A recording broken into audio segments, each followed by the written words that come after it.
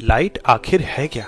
इस सवाल का जवाब हम सदियों से खोज रहे हैं। न्यूटन का मानना था कि ये छोटे छोटे पार्टिकल से बनी है, पर यंग्स डबल स्लिट एक्सपेरिमेंट और मैक्सवेल की इलेक्ट्रोमैग्नेटिक वेव इक्वेशंस ने साबित कर दिया कि ये एक वेव है। तो मामला सेटल लग ही रहा था कि तभी एंट्री हुई एल्बर्ट आइंस्टाइन की। आइंस्टाइन के टाइम पे फिजिक्स के गलियारों में एक ऐसा एक्सपेरिमेंट हो रहा था जिसका किसी के पास कोई जवाब नहीं था। जब किसी मेटल पे हाई फ्रीक्वेंसी लाइट या यूवी रेज गिराते तो मेटल से इलेक्ट्रॉन इजेक्ट होते और इस एक्सपेरिमेंट को फोटो इलेक्ट्रिक इफेक्ट नाम दिया गया। पर इसे वेव नेचर से समझना इतना मुश्किल क्यों है? वेव से एनर्जी इलेक्ट्रॉन को मिलती होगी और वो बाहर आ जाते होंगे।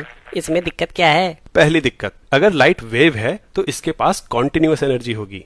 लो फ्रीक्वेंसी लाइट के लिए भी इलेक्ट्रॉन धीरे धीरे एनर्जी अब्सॉर्ब कर सकता है और बाहर आ सकता है, लेकिन ऐसा होता नहीं। लो फ्रीक्वेंसी पे इलेक्ट्रॉन मेटल से इजेक्ट होते ही नहीं।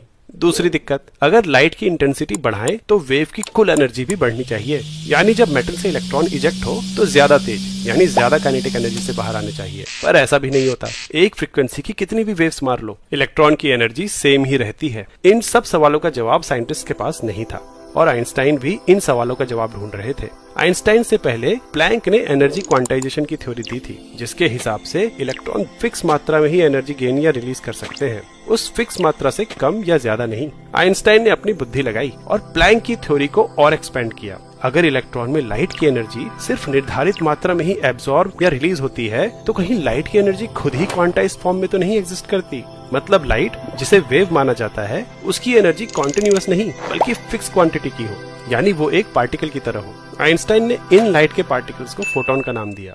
इसे एक एनालॉजी से समझते हैं। मान लो एक पेड़ पे तुम्हारी बॉल फंस गई, जो कि यहाँ इलेक्ट्रॉन को दर्शाता है। अब तुम्हें उसे नीचे लाने के लिए पत्थर यानी फोटॉन्स मारने हैं। अगर पत्थर बहुत छोटे हैं तो तुम कितने भी मार लो, बॉल नीचे नहीं आएगी, यानी फोटॉन के पास एनर्जी कम है।